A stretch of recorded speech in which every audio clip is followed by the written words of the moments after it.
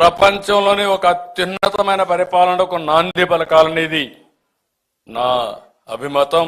మా మిత్రుడు పవన్ కళ్యాణ్ గారు గాని జనసేన పార్టీ గాని మొత్తం కూడా దీనికి కట్టుబడి ఉన్నామని చెప్పి కూడా నేను మీకు తెలియజేస్తున్నా. ఏ వ్యక్తికి ఏ ఇబ్బంది లేకుండా ఒక సుపరిపాలన చేయాలనేది మా అభిమతం.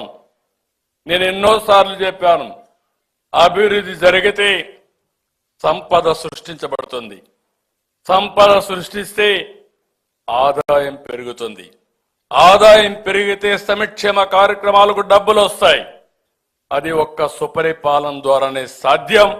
దానికి కట్టుబడిన ప్రభుత్వం ఎన్డీఏ ప్రభుత్వం ఈ రాష్ట్రంలో అని చెప్పి మరొక్కసారి మీ అందరికీ విజ్ఞప్తి చేస్తున్నా.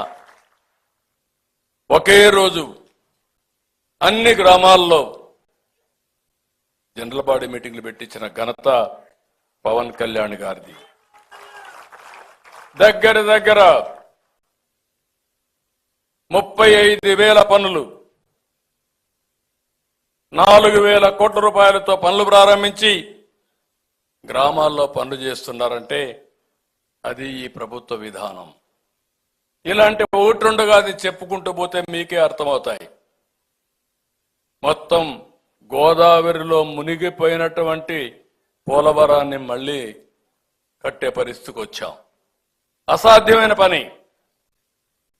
మళ్లీ దానికి చాలా సమస్యలు వచ్చాయి, అన్ని కూడా రివైవ్ చేశాం. పోయిన నమ్మకాన్ని మళ్లీ ఇప్పుడిప్పుడే పునరుద్ధరిస్తున్నాం.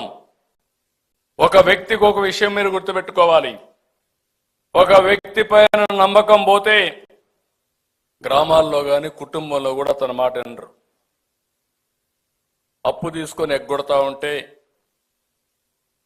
ఎక్కడో గాలికి తిరుగుతా ఉంటే ఆ వ్యక్తి పైన విశ్వాసం పోయిన తర్వాత ఇంట్లో వాళ్ళు కూడా చులకనగా చూస్తారు, బయట వాళ్ళు మాట్లాడరు, మాట్లాడినా తప్పించుకుంటారు.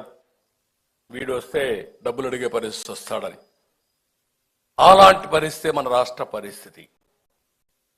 అప్పులు ఇచ్చేవాడు లేరు, అప్పులు చేయాలంటే అవకాశాలు లేవు. కడాన మీరు ఒక చిన్న విషయం మీరు గుర్తుపెట్టుకుంటే, ఒక ఫైనాన్స్ కమిషన్ ఇస్తారు దేశంలో. ఆ దేశంలో ఫైనాన్స్ కమిషన్ వేసి మనకు వచ్చే ఆదాయాలు కాకుండా ఏ రాష్ట్రానికి తక్కువ ఆదాయం వస్తుంది, వాళ్ళకి ఎట్లు ఇవ్వాలి అని వచ్చే వనరులో కేంద్రం, రాష్ట్రం, పంచాయతీలకు డబ్బులన్నీ పంచుతారు.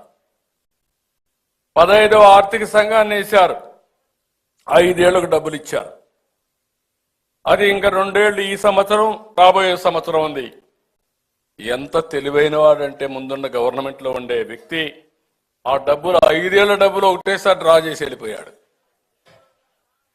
అంటే నాకే ఆశ్చర్యం వేసింది. నేను అనుకున్నాను ఫైనాన్స్ కమిషన్ ఉంది, డబ్బులు వస్తాయని. మా వాళ్ళు అడిగితే, సార్ 2 సంవత్సరాల డబ్బులు కూడా డ్రా చేసుకొని పోయారు, అది కేంద్రం ఇచ్చేశారు, వాళ్ళని కూడా మెప్పించి తెచ్చేసాడు, అయిపోయింది సార్, ఇంకేం ఆ డబ్బులు ఏమి రావు మనకని. అంటే 2 ఏళ్లు కూడా వచ్చే డబ్బులు రాని పరిస్థితి వచ్చేసింది. అన్ని దొంగ పిల్లలే, దొంగ బుద్ధులే.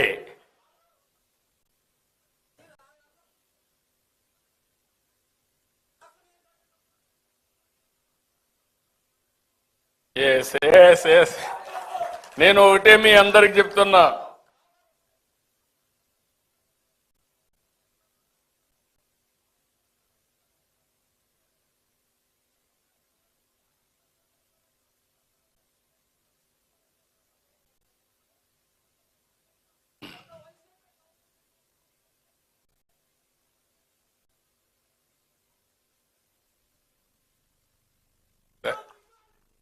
Thank you.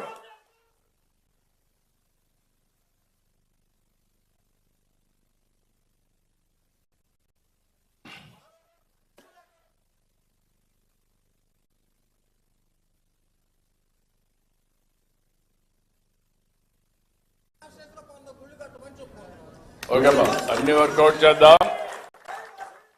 ఎందుకంటే మీరు అన్నట్టు ఈ దేశం కానీ ప్రపంచం కానీ మొత్తం కానీ మనం చూస్తే